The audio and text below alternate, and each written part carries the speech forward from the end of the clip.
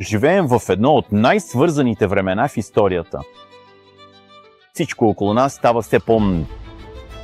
Изкуствен интелект, умни домове, устройства, които са винаги включени. Животът стана много по-бърз, по-удобен, по-свързан. Но докато целият този прогрес се случва, има нещо друго, което тихо расте около нас. То е невидимо, то е тихо и е навсякъде. Сега EMD използва патентована скала, наречена AEI, което означава индекс на околния електросмог. Мислете за него като за просто визуално ръководство от зелена до жълта, оранжева и червена зони. Всеки цвят показва различно ниво на електросмог в вашата среда.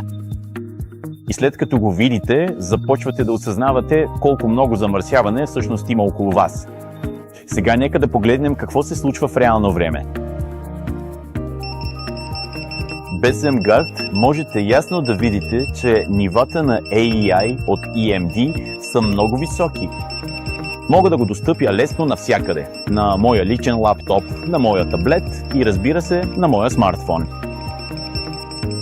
Сега вече включваме системата MGuard, затова ви моля да гледате внимателно.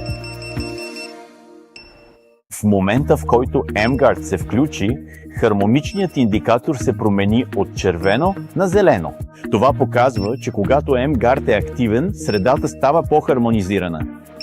И нивата на AEI също паднаха до зелена зона. И това прави MGuard един от най-мощните лични протектори, които можете да имате.